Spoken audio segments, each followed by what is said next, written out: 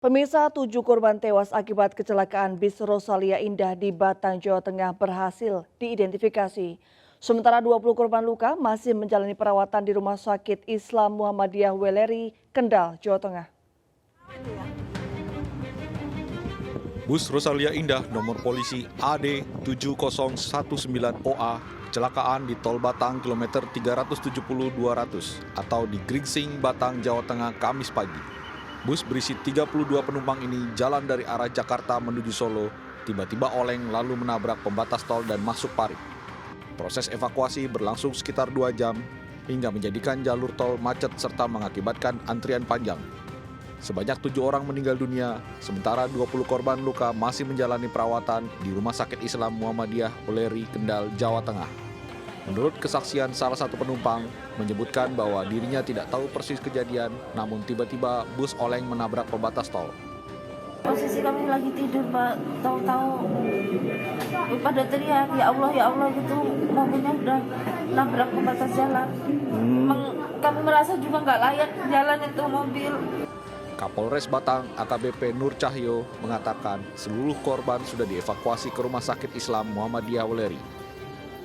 Korban dilarikan ke Rumah Sakit Islam Weleri Kendal ini karena adalah jarak terdekat daripada TKP. Sementara menurut Humas Rumah Sakit Islam Muhammadiyah, korban meninggal dunia 3 laki-laki dan 4 perempuan. Korban yang teridentifikasi yakni Sumarno, warga Genduk Harjo, Uriantoro, Syakina Banika Isia, Salsabila, bayi 1 tahun dengan alamat Dusun Tripan, Brebek, Nganjuk. Korban lainnya atas nama Moh Masun, alamat Pekayon Jaya, Bekasi Selatan, Masrin Zivana, Titik, dan Aris Rizky. Untuk korban luka dan dirawat di IGD ada 19 orang dan 1 luka berat. Ada 7 kematian sesuai dengan data yang ada, sementara teridentifikasi 4 yang kita sementara. Itu yang bisa kami haturkan. Dari Batang dan Kendal, Jawa Tengah, Edi Praitno, Suryono Soekarno, iNews melaporkan. Pelaku pencurian dengan modus memakai topeng dan mukena terekam CCTV. Pelaku babak belur setelah ditangkap massa usai mencuri di sebuah minimarket di Ponorogo, Jawa Timur. Aksi pencurian mengenakan kantong plastik merah terekam CCTV di sebuah minimarket di Desa Sawo, Ponorogo, Jawa Timur. Dalam aksinya, pelaku berhasil menggasak uang sebanyak 8 juta serta rokok bernilai jutaan rupiah. Pelaku juga beraksi di 2 tempat berbeda dengan modus menyaru sebagai hantu pocong, namun aksinya kali ini digagalkan karyawan. Pelaku akhirnya ditangkap massa hingga babak belur. Dari tangan pelaku, polisi mengamankan rokok berbagai merek senilai 11 juta, mukena, linggis, dan juga mobil milik pelaku. Ini sama ini, yang bersangkutan juga mengakui mereka juga melakukan kejahatan yang sama di wilayah Sambit, di wilayah Sawu. Kini pelaku ditahan di Mapolsek Sambit untuk mempertanggungjawabkan perbuatannya. Dari Ponorogo, Jawa Timur, Ahmad Subeki, iNews melaporkan. Mengunjungi saudara di Desa Loireng, Demak, Jawa Tengah saat Lebaran, warga dari luar Jawa kaget. Mereka terpaksa terjun dalam genangan banjir.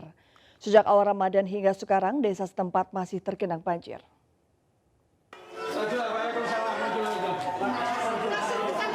Perayaan Idul Fitri hari kedua, kediaman Zainal Abbas, warga Desa Loireng, Demak, Jawa Tengah dikunjungi sanak saudara dari luar Jawa. Meski sempat terkejut karena akses jalan pemukiman masih banjir, namun mereka rela tetap terjun dalam genangan air menuju rumah Abbas. Sejak awal bulan Ramadan, Desa Loireng diterjang banjir besar. Kali pertama banjir setinggi pinggang orang biasa dan sekarang sudah surut. Banjir setinggi hampir 30 cm masih menggenangi akses jalan setempat. Dari keterangan warga, sebelumnya pemerintah setempat telah memasang mesin pompa untuk membuang debit banjir. Namun genangan air di Desa Loireng belum juga mengering sehingga perayaan Lebaran tahun ini warga setempat terpaksa melintas dalam genangan air. Tinggi hampir sepinggang 1 meter. Ini sudah surut ya Pak? Ya gini dulu, alhamdulillah lumayan ini sudah agak surut. Tinggal segini, kalau nggak hujan lagi ya alhamdulillah mungkin dalam beberapa hari atau mungkin seminggu 2 minggu nanti bisa surut. Dari Sumatera datang ke Jawa, ya liatin kayak gini prihatin, katanya itu sampai 1 bulan lebih. Meski banjir sudah surut, keakraban dan kebahagiaan tetap terjalin saat bertemu dengan sanak saudara. Namun tak sedikit rumah di desa Loireng yang dalam kondisi kosong ditinggal mengungsi oleh pemiliknya. Dari Demak, Jawa Tengah, Sukma Wijaya, iNews melaporkan. Ratusan warga dan wisatawan berebut gunungan dalam tradisi Garbek atau Grebek Syawal yang digelar Keraton Yogyakarta di halaman Masjid Gede Kauman pada Kamis siang. Meskipun Grebek Syawal kali ini tidak diperkenankan rayahan gunungan secara langsung, namun antusiasme warga dalam berebut gunungan yang dibagikan oleh abdi dalam Pengulon tetap tinggi.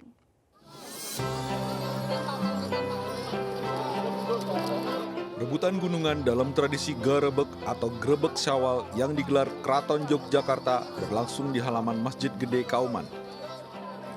Berbeda dengan tahun sebelumnya, pelaksanaan Grebek Syawal kali ini terdapat aturan larangan bagi masyarakat untuk berebut gunungan secara langsung. Gunungan yang terbuat dari hasil bumi seperti kacang panjang, cabai, ketan, dan lain sebagainya diarak keluar keraton menuju halaman Masjid Gede Kauman untuk didoakan. Saat proses rebutan hanya boleh diambil oleh abdi dalam Pengulon, lalu dibagi-bagikan ke warga maupun wisatawan yang hadir. Keriuhan dan kemeriahan masyarakat dalam mendapatkan gunungan tetap tinggi, sehingga sempat membuat kewalahan petugas yang mengamankan jalannya acara Grebek Syawal. Kegiatan Grebek Syawal yang telah menjadi tradisi sejak ratusan tahun silam tersebut, hingga kini masih tetap menyedot perhatian bagi ratusan warga dan wisatawan. Ini hal yang baru karena saya bukan orang dari Jawa, jadi baru tahu ini ada kegiatan seperti ini. Jadi pertama kali ya? Iya. Menurut aku ya masalah ini untuk kayak biar kayak keberkahan gitu loh. Jadi ini bagus. Selain tertarik menyaksikan keseruan tradisi budaya Keraton Yogyakarta, banyak pula warga yang yakin jika berhasil mendapatkan gunungan tersebut, maka mereka mendapatkan berkah. Dari Yogyakarta, Heru Trijoko, iNews melaporkan. Ya pemirsa, tidak hanya bersilaturahmi ke rumah kerabat, libur lebaran juga dimanfaatkan warga untuk berwisata ke sejumlah tempat, salah satunya kawasan Ancol dan Taman Mini Jakarta.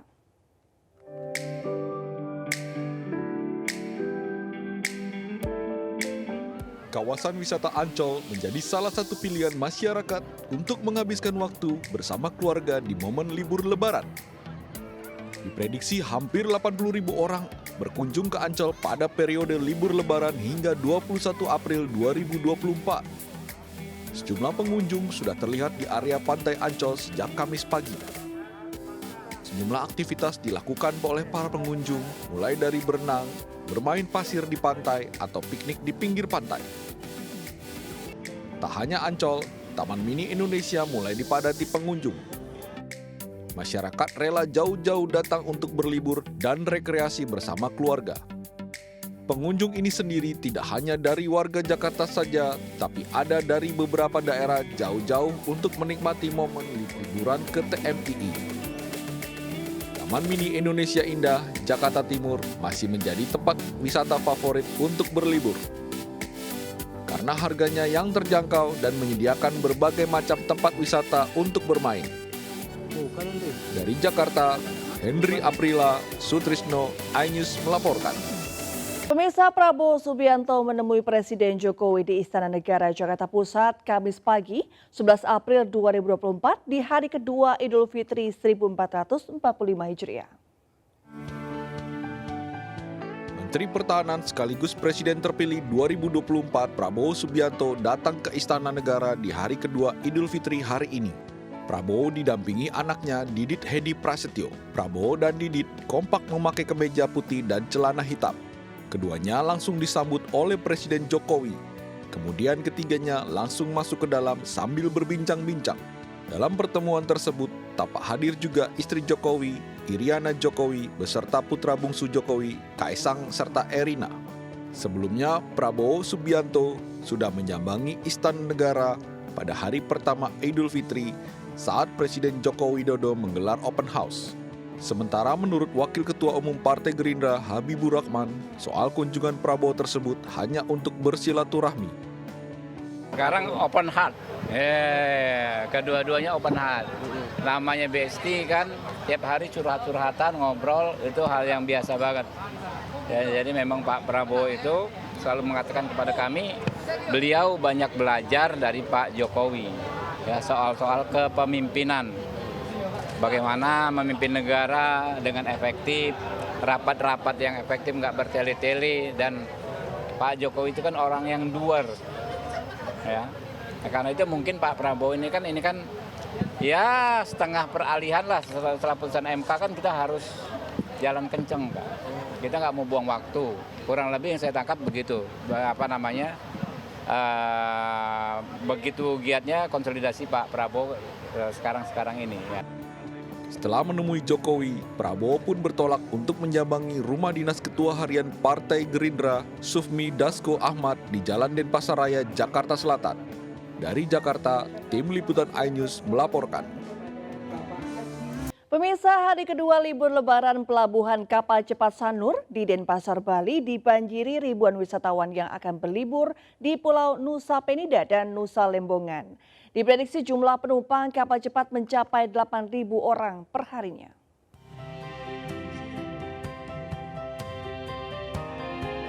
Seperti inilah situasi di pelabuhan kapal cepat Sanur, Denpasar, Bali. Sejak hari pertama lebaran, pelabuhan ini telah mengalami peningkatan jumlah arus penumpang kapal cepat tujuan Nusa Penida dan Nusa Lembongan. Jika di hari biasa, jumlah penumpang rata-rata sebanyak 4.000 penumpang, di hari pertama Idul Fitri ada sekitar 7.000 penumpang per hari yang menggunakan kapal cepat. Sementara di hari kedua libur lebaran mengalami lonjakan hingga 8.000 penumpang. Meskipun terjadi lonjakan, pihak pengelola pelabuhan memastikan armada kapal cepat yang beroperasi masih normal, yakni 53 armada dengan kapasitas 100 hingga 120 orang per kapal dan belum ada penambahan armada cadangan. Ini rencana mau liburan kemana? Mau liburan ke Nusa Penida. Berapa lama Kak? Cuman 1 hari sih, karena memang baru pertama dan ini kan ikut tur juga, jadinya ada trip ke Nusa Penidanya. Seperti diketahui, Pulau Nusa Penida dan Nusa Lembongan kini menjadi destinasi favorit wisatawan asing maupun domestik dalam menghabiskan waktu liburan selain di Pulau Bali. Dari Denpasar, Bali, Indira Ari, iNews melaporkan. Pasca selesai dilakukan perbaikan secara temporer, Tol Bocimi Ruas Cigombong Parungkuda mulai difungsikan satu arah dari Jakarta menuju Sukabumi, Jawa Barat. Tol tersebut difungsikan untuk membantu mengurai kepadatan lalu lintas selama arus mudik dan balik lebaran. Pasca penanganan darurat dan pembersihan lokasi longsor di kilometer 64 ruas Cigombong Parungkuda, Jalan Tol Bocimi mulai difungsikan untuk dilalui kendaraan pemudik maupun wisatawan yang akan menuju Sukabumi dan sekitarnya. Fungsional jalan tol hanya dibuka satu lajur, yakni lajur B dari arah Jakarta menuju Sukabumi. Untuk memastikan agar tol ini berfungsi dengan baik, pihak Kementerian PUPR dan PT Trans Jabar Tol akan bersiaga di lapangan setiap hari. Nantinya, fungsional jalan tol ini akan dilakukan dengan sistem buka tutup selama arus mudik dan balik lebaran. Selain itu, penggunaan ruas tol Bocimi, ruas Cigombong Parungkuda ini akan disesuaikan dengan kondisi di lapangan. Fungsional jalan tol tersebut untuk mengurangi kemacetan maupun kepadatan yang terjadi di ruas jalan arteri Sukabumi Bogor. Jalan tol hanya bisa dilalui oleh kendaraan golongan 1 seperti sedan dan minibus. Bahwa hari ini rencananya bisa dilintasi, namun satu jalur. Ya, jadi kendaraan yang kemarin masyarakat keluar di Cigombong sekarang bisa dilintasi normal dengan catatan satu jalur. Kalau nanti jamnya sampai jam berapa, ini kita belum menunggu perintah dari Korlantas. Yang pasti sekarang kita laksanakan penormalan jalur seperti normal. Sementara itu, untuk proses perbaikan secara permanen, Kementerian PUPR dan Waskita Karya menargetkan pengerjaan tol Bocimi yang amblas akibat longsor akan selesai dalam waktu 3 bulan. Dari Sukabumi, Jawa Barat, Budi Setiawan, iNews melaporkan. Pemirsa, +1 Lebaran gerbang tol Cikampek Utama terpantau ramai lancar bahkan hingga malam hari ini. Berdasarkan data dari pihak Jasa Marga tercatat, sebanyak 40.000 kendaraan yang masih mengarah ke tol Trans Jawa, sementara arah timur ke Jakarta sebesar 20.000 kendaraan. Pemirsa, suasana pada malam hari ini di gerbang tol Cikampek Utama terpantau ramai lancar, belum ada penumpukan kendaraan yang begitu signifikan baik itu pagi hari tadi sampai dengan malam ini. Berdasarkan data dari pihak Jasa Marga pada pukul 6 sore tadi, update mengatakan bahwa lebih dari 40 kendaraan yang melintas ke arah tol Trans Jawa, sementara untuk arah sebaliknya menuju ke Jakarta tercatat 20.000 kendaraan.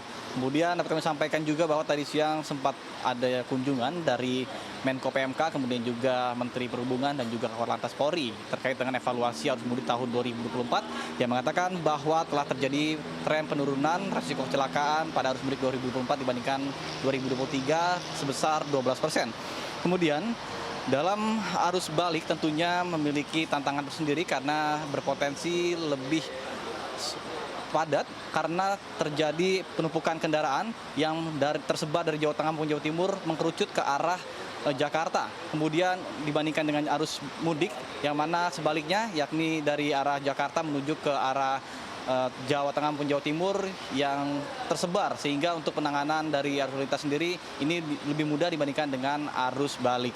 Kemudian dapat kami sampaikan juga bahwa untuk diprediksi puncak arus balik terjadi pada tanggal 14 April 2024 sampai dengan tanggal 15 April 2024. Karena pada tanggal tersebut masyarakat sudah mulai kembali aktivitas bekerja seperti itu.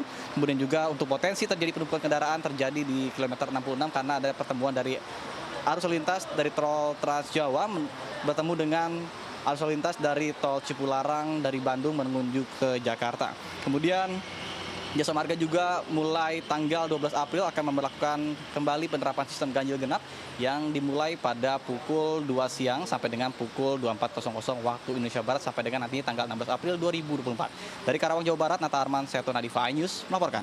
Hari kedua Lebaran, arus lalu lintas menuju kawasan wisata Puncak masih dipadati ribuan kendaraan hingga mengular. Selain di kawasan Puncak, kemacetan di sejumlah jalan protokol juga terjadi di kawasan wisata Lembang, Kabupaten Bandung Barat, Jawa Barat pada Rabu malam.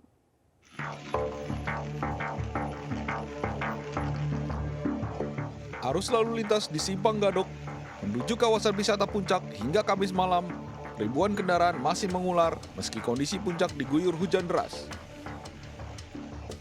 Hingga Kamis malam tercatat sekitar 90.000 kendaraan sejak hari pertama Lebaran kemarin melintasi jalur Puncak. Selain wisatawan, masyarakat juga berkunjung ke sanak keluarga yang ada di sekitar Puncak, Cianjur, dan Bandung. Petugas menghimbau agar selalu berhati-hati saat berkendara di jalur Puncak. Selain banyak genangan air, jalur Puncak juga banyak medan yang berliku dan licin. Selain di Puncak, arus lalu lintas di sejumlah jalan protokol di kawasan wisata Lembang, Kabupaten Bandung Barat, Jawa Barat pada Kamis malam mengalami kemacetan panjang. Satlantas Polres Cimahi memberlakukan rekayasa jalan one way dari kedua arah. Kemacetan diakibatkan tingginya volume kendaraan wisatawan yang sudah menghabiskan waktu di sejumlah objek wisata di sekitar Lembang. Dapat kami laporkan situasi arus lintas sampai saat ini masih meriah. Kita dari pagi sampai malam ini sudah melaksanakan CB penarikan CB one way, penarikan sepakat dari arah Kota Bandung menuju Kota Lembang sebanyak 5 kali. Diperkirakan kepadatan wisatawan akan terus terjadi hingga libur Lebaran berakhir. Polisi mengimbau kepada wisatawan untuk menggunakan jalur-jalur alternatif jika tidak ingin terjebak kemacetan. Dari Bogor dan Bandung Barat, Wildan Hidayat, Yono, iNews melaporkan.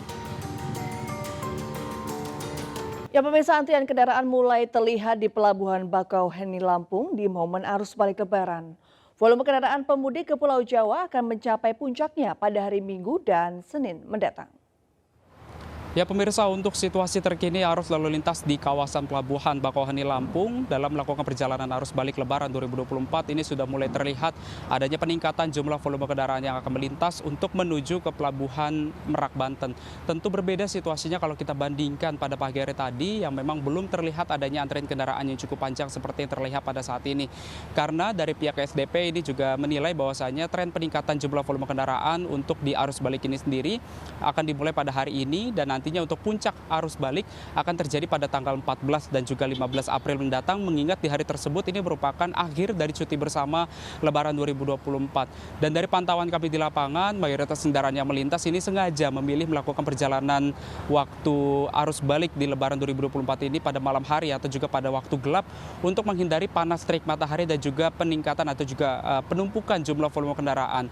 Karena dari pihak SDP ini juga menghimbau bahwasanya bagi para pemudik yang akan melakukan perjalanan arus balik begitu untuk melakukan pemesanan tiket maksimal H-1 agar nantinya tidak terjadi adanya penumpukan kendaraan akibat pemudik yang belum memiliki tiket. Dari Bakauheni Lampung, Salam Rahmat, Ahmad Putra, iNews melaporkan. Ya, bagi pemirsa yang sedang mudik Lebaran atau berwisata ke Jogja bisa berkunjung ke warung kopi Klotok di Sleman, Yogyakarta. Warung ini tak pernah sepi pengunjung lantaran suasananya asri khas pedesaan dan menyajikan aneka kuliner tradisional yang murah dan nikmat.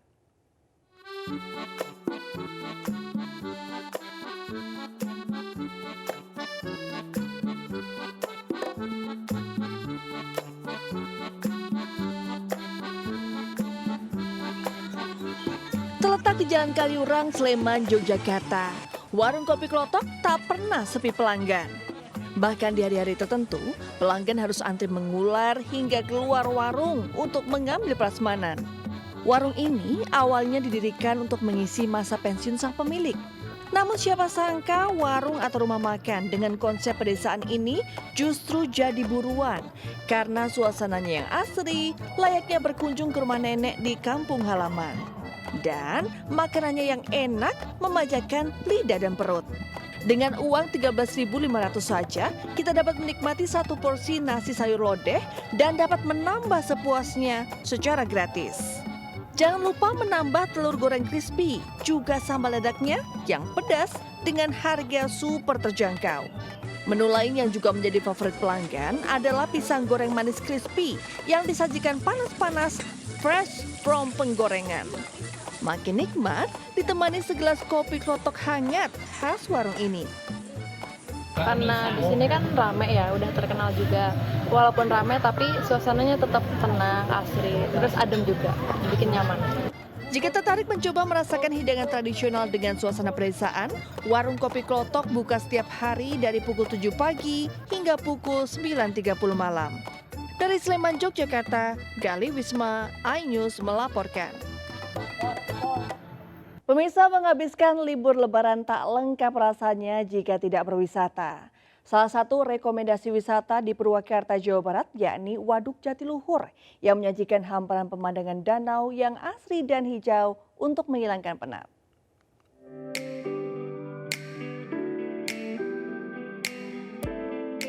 Inilah keindahan Waduk Jatiluhur di Purwakarta, Jawa Barat. Di wisata air ini, Anda dapat melakukan beragam aktivitas bersama keluarga. Di antaranya menaiki perahu sambil menikmati pemandangan hamparan Gunung Parang dari jauh, camping untuk berlama-lama menikmati keindahan alam, atau sekedar berjalan-jalan berkeliling sambil menikmati udara segar dan semilir angin untuk menghilangkan penat. Nah, untuk masuk kawasan wisata Waduk Jatiluhur, wisatawan cukup membayar Rp15.000 saja. Dari Purwakarta, Jawa Barat, Dilami Aulia, Novan Dwi Kusuma, iNews melaporkan.